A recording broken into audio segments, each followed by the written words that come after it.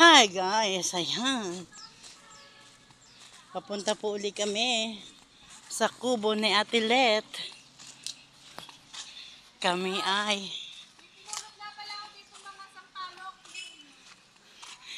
ay naggagala. Hindi kami manananghalian sa kubo. Ayan, ang aking mga kasama. May susunod pa. Ayan ang puno ng sampalok.